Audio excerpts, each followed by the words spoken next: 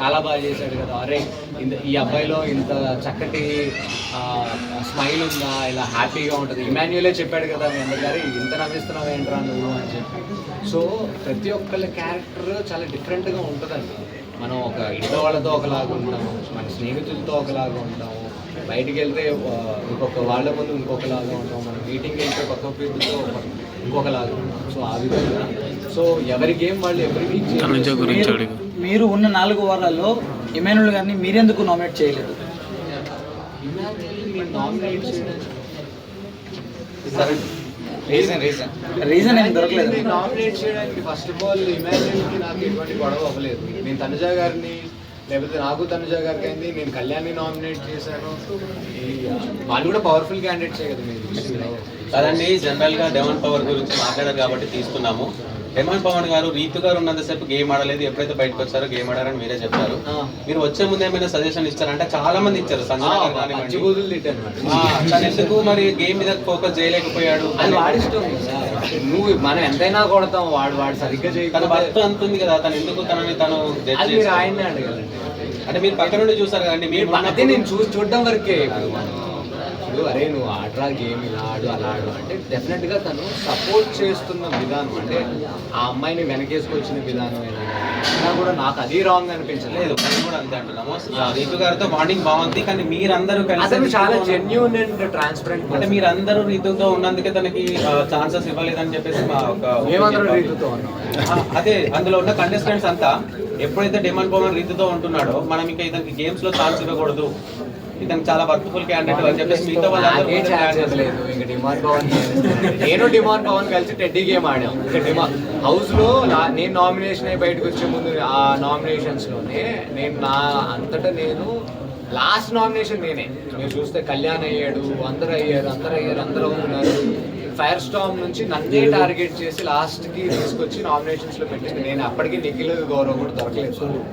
So ఆ టైంకి ఇమాన్యుయల్ వచ్చి ఎంచుకొని ఎందుకంటే ఆ గేమ్లో ఎవరి టెడ్డీ గేమ్ ఎవరి బొమ్మ వాళ్ళు తెచ్చుకోకూడదు, ఎవరైనా స్ట్రాంగ్ పర్సన్ వెళ్ళి. అలాంటిది డిమాండ్ పవన్ లాంటి వాడు వచ్చి నేను నీ బొమ్మ తీసుకొస్తాను, నువ్వు నా బొమ్మ తీసుకొస్తావు అని నన్ను అడిగాడు. అక్కడే నాకు నేను చాలా స్ట్రాంగ్ కంటెస్టెంట్ అనే ఫీలింగ్ నాకు వచ్చింది. మేము కూడా మీ నుంచి చాలా ఎక్స్పెక్ట్ చేసామండి. యాక్చువల్గా వెళ్ళగానే వైల్డ్ కార్డ్స్ అంటే చాలా వైల్డ్గా ఉంటారు, వీళ్ళకి రచ్చ చూపిస్తారు అనుకున్నాము. కానీ మీరందరూ అట్లీస్ట్ ఒక్కరున్న ఫైనల్ వరకు ఉంటే మేము హ్యాపీగా ఫీల్ అయ్యేవాళ్ళం. అవునండి, డెఫినెట్గా అట్లీస్ట్ ఒక్కరినైనా ఉండుంటే బాగుండేది. అది నేను అవుతాను ఆర్ఎల్స్ ఇంకెవరైనా ఉన్నా కూడా బాగుండేది అని నేను కూడా అనుకున్నాను. బట్ చెప్పాను కదండి, ఫైర్ స్టామ్స్ అని అంటారు. ఫైర్ స్టామ్ కాదు, ఫైర్ స్టామ్స్ అంటే 6 కలిసి ఆడితేనే ఎవరో ఒకళ్ళైనా ఉండగలరు.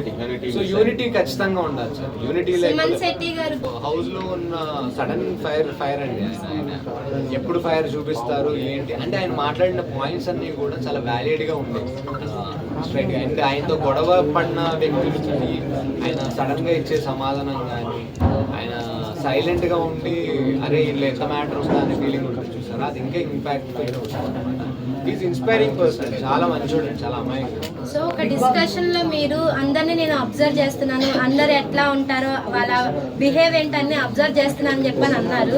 మీరు అబ్జర్వ్ చేసే టైంలో ఇంకా బయటకు వచ్చేసారేమో అని చెప్పని అందరూ అనుకుంటారు. అలా అనుకుంటే చాలా చాలా హ్యాపీ అండి. అంటే నేను ఇప్పుడు అక్కడ టైం అయిపోతుంది, సార్ కూడా వచ్చి నాకు చెప్పింది ఏంటంటే టైం అయిపోతుంది, గేమ్ ఆడు అనే టైంకి అవన్నీ నాకంటే కూడా మిగతా ఓజీ టీంకి హిట్లు ఎక్కువైపోయాయని నా అభిప్రాయం. ఎందుకంటే ఓకే, సాయి గేమ్ స్టార్ట్ చేసే లోపల వాడు రియలైజ్ అయ్యే లోపల వాడిని బయటికి పంపించాలి. ఎందుకంటే వాళ్ళకి నేను ఫస్ట్ వీక్ ఎప్పుడైతే నేను బాల్ గేమ్ ఆడి మీ అందరికీ నేను ఎలా ఎక్స్పెక్టేషన్స్ని హై చేశాను, అదేవిధంగా వాళ్ళకు కూడా నేను అదే హై చేశాను. వాళ్ళ టార్గెట్ అంతా నిఖిల గౌరవం మీద లేదు, నా పైనే ఉండింది. ఎందుకంటే సాయి మాట్లాడగలుగుతున్నాడు, సాయి తెలుగు చాలా బాగా మాట్లాడుతున్నాడు, సాయి నామినేషన్స్లో పాయింట్స్ మాట్లాడుతున్నాడు, సో క్లియర్గా ఉన్నాడు అనే థింగ్స్ వాళ్ళకి క్లారిటీ ఉంది. సో ఎప్పుడు కూడా నేను వాళ్ళకి టార్గెట్గా ఉన్నాను. అట్ ద సేమ్ టైం నేను చెప్తున్నాను కదా, అక్కడ మనం పంచుకునే ప్రతి విషయం అది మనం నామినేట్ కూడా చేయొచ్చు, ఫ్రెండ్షిప్స్ బాండింగ్సే కాదు. సార్ కళ్యాణ్ తనుజ గారి యొక్క అది ఒకటే ఉంది ఇప్పుడు బయట. బిగ్ బాస్ అనగానే గుర్తుకొచ్చేది తనుజ కళ్యాణ్ గారి యొక్క ఐ సైట్ ఒకటే కనిపిస్తుంది. మీరేమంటారు? అది చెప్పాడా అండి కళ్యాణ్ స్టేజ్ పైన తనుజ వల్లే గెలిచాను అని చెప్పి. తనుజ కూడా వన్ ఆఫ్ ద రీజన్ అంటే మీరు మరి అలాంటప్పుడు మరి ఆమె కూడా one of the పార్టే కదండి. సో బేబీ జోడీలో మీరు పార్టిసిపేట్ చేస్తున్నారు కదా, అవునండి. సో అక్కడైతే కప్పు తీసుకొస్తారంటారా? ఎక్స్పెక్ట్ చేసాం మేము. ఏమండి నేను జూడీకి వెళ్ళి నీట్ గా మీతో తిట్టించుకోకుండా అరే ఈ అబ్బాయి చాలా చక్కగా ఆడుతున్నాడు, ఈ అబ్బాయి మంచి ఫ్యూచర్ ఉంది అని మీ ఇంట్లో వాళ్ళు ఆ అబ్బాయి అంటే నాకు ఇష్టం అని ఎవరో ఒకరికి చెప్పినా నేను దేవుడికి నమ్ముకుని అదే నాకు సపోర్ట్ ఉంటుంది. అక్కడికి వెళ్ళి నా కాలు వేలు ఇరక్కుంటే నాకు ఇంకా 34 కెరీర్ ఉంది. మీ అందరికి లవ్ అండ్ ఎఫెక్షన్ కావాలి, మళ్ళీ మళ్ళీ మన అందరం కలవాలి.